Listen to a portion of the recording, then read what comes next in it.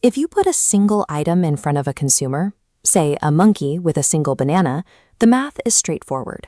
The banana is rare, which makes it highly valuable. This diagram illustrates a perfect economic equilibrium. We have a stable balance between the goods available, the bananas, the consumer demand from the monkeys, and the currency they use to trade, leaves. Real-world economies are completely restless.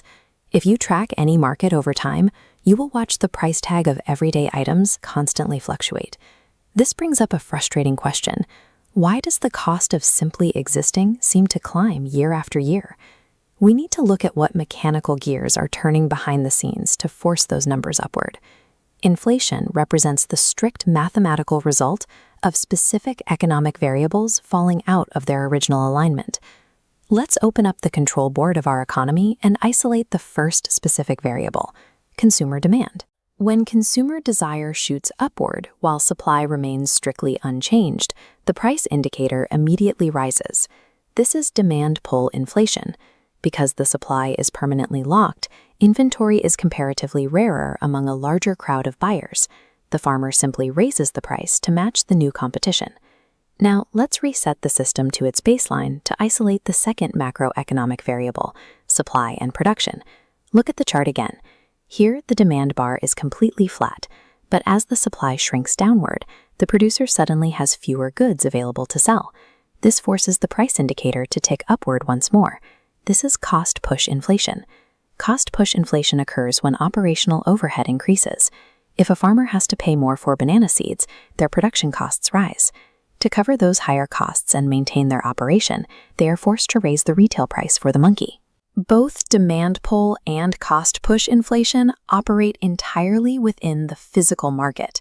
They are mechanical reactions driven purely by the tangible relationship between the goods on the shelf and the people who need them. But there is a third, completely separate variable operating outside the physical market, the currency pool itself. This animation illustrates monetary inflation. We have a perfectly balanced scale of supply and demand, but notice the background. The total volume of currency, the leaves in circulation, suddenly multiplies. The mathematical consequence of this currency flood is immediate. Because there are now more leaves in the system chasing the exact same amount of bananas, each individual leaf loses a fraction of its purchasing power. Prices must go up simply to compensate for the weaker currency. This often leads to a predictable policy decision. To help citizens afford these new, higher prices, a governing body will step in and inject even more currency into the system. This creates a dangerous loop. Printing money dilutes its value, which pushes prices higher, which then prompts the government to print even more money to keep up. When this cycle begins spiraling out of control, we enter a state known as hyperinflation. Hyperinflation is an uncontrollable devaluation of a currency driven by this exact feedback loop. Eventually, the system hits a failure state.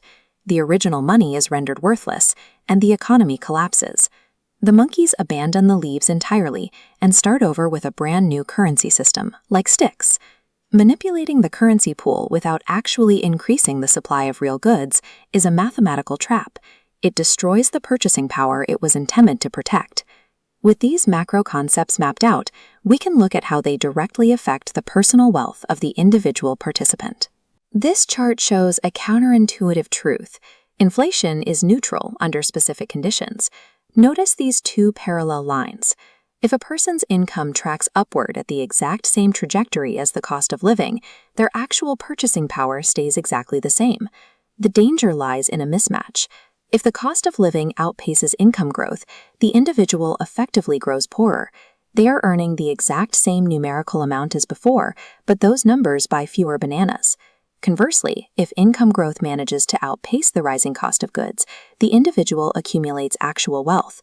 Simply hoarding cash in an inflationary system guarantees that its purchasing power will erode over time. The solution is to move out of cash and into productive assets. If you own a banana tree, you own the machine that creates the supply.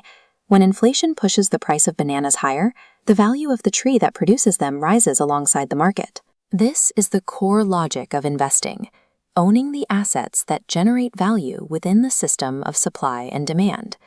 understanding these mechanics of imbalance allows you to stop being a passive victim of devaluing currency.